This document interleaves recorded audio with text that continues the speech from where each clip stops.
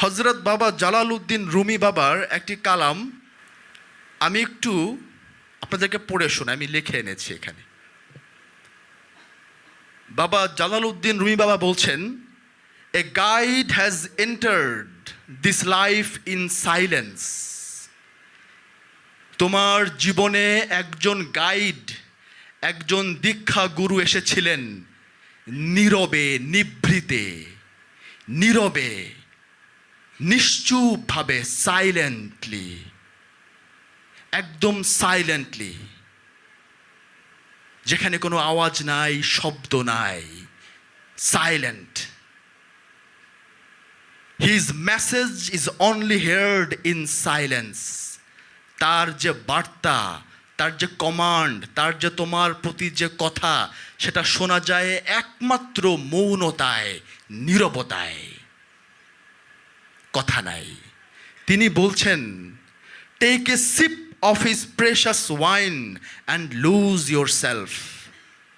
তুমি তার যে বিশাল শরাবের ভাণ্ডার আছে, সেই প্রেম শরাবের বিশাল ভাণ্ডার থেকে এক চুমুক প্রেমের শরাব পান করো এবং নিজেকে খুইয়ে দাও, নিজেকে বিলীন করে দাও, নিজেকে লুজ করে দাও, নিজেকে লস্ট করে দাও।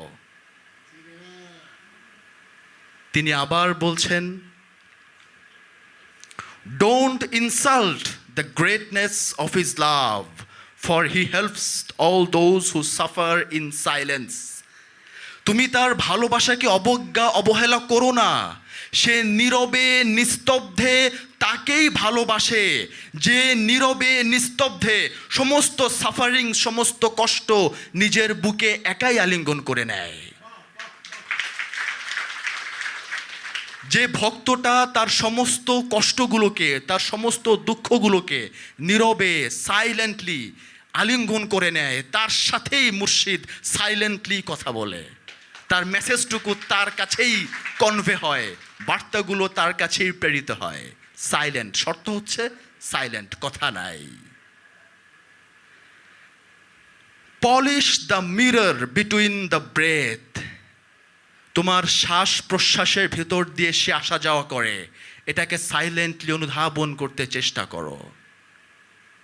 গো with him beyond words, he knows your every did.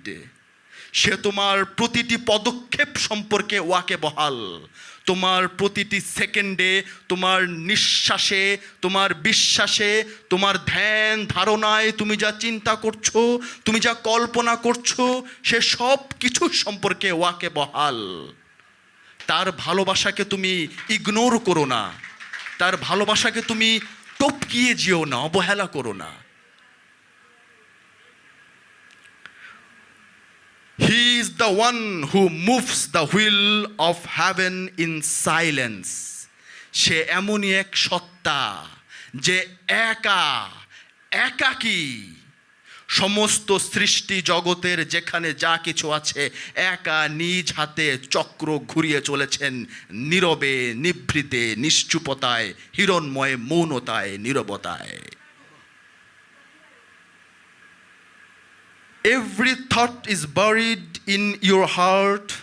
He will reveal them one by one in silence.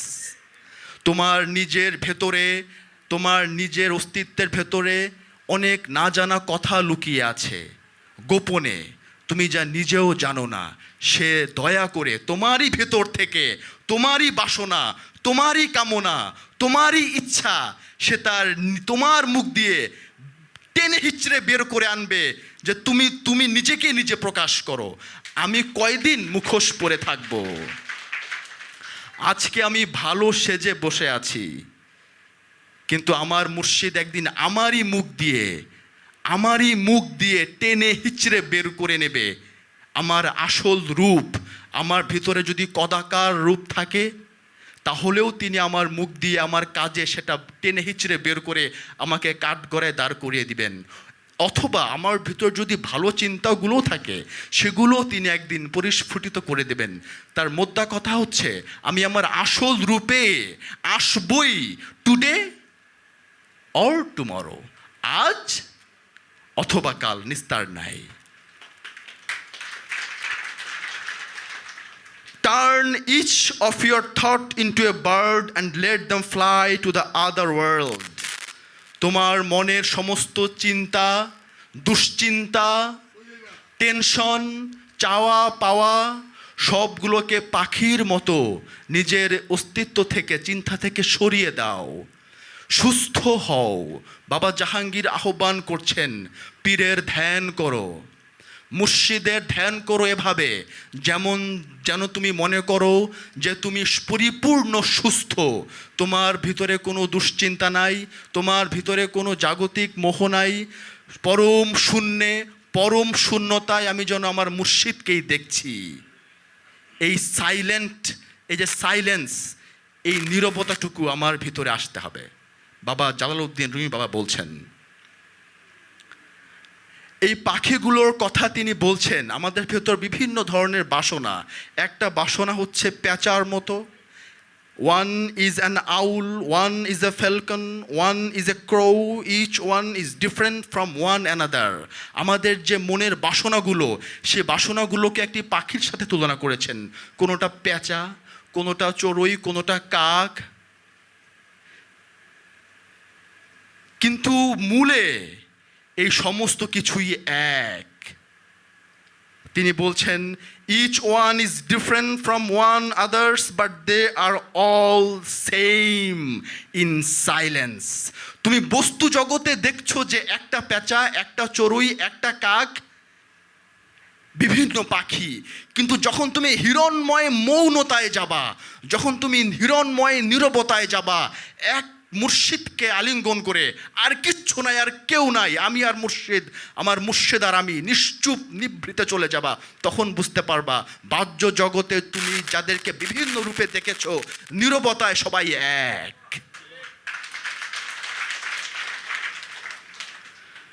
To shear the moon that cannot be seen, turn your eyes into inward. চাঁদ যেটা পৃথিবীতে উদিত হয়, সেটা বস্তু জগতের চাঁদ।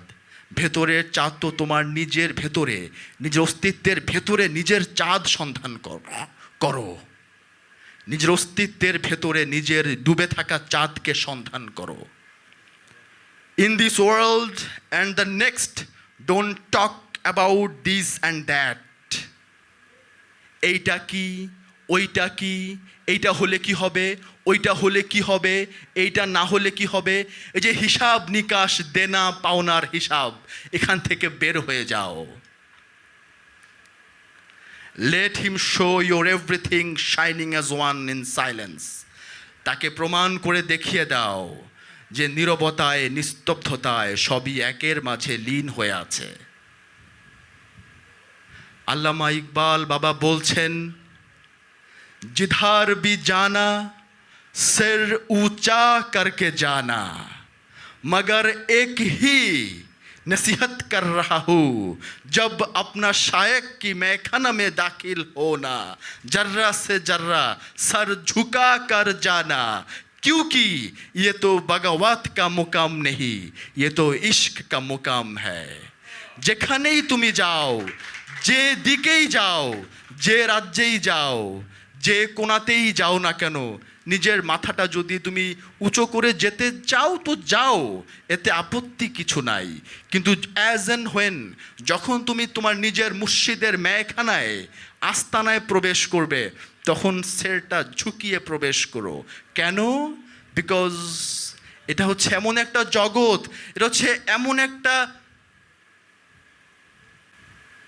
State, condition, যেখানে কোনো হিসাব নিকাশ চলে না, যেখানে কোনো যুক্তিতর্ক চলে না। শেখার জন্য, জানার জন্য আগ্রহ থাকতে পারে, ওটা অন্য জিনিস, শেখার জন্য প্রশ্ন থাকতে পারে, কিন্তু যুক্তিতর্ক, হিসাব নিকাশ, দেনা পাওনা, exchange of love never survive. এখানে কোনো তর্ক বিতর্ক থাকতে পারে না। কেন? এটা ভালোবাসার জায়গা। বাবা জাহাঙ্গীর বলছেন, যেখানে ভালোরও স্থান নাই, যেখানে মন্দেরও স্থান নাই, সেখানেই ফকিরি থাকে। জিদার ভালাই ভি নিস্ত, জিদার বুরাই ভি নিস্ত, উধার ফকিরি আস্ত।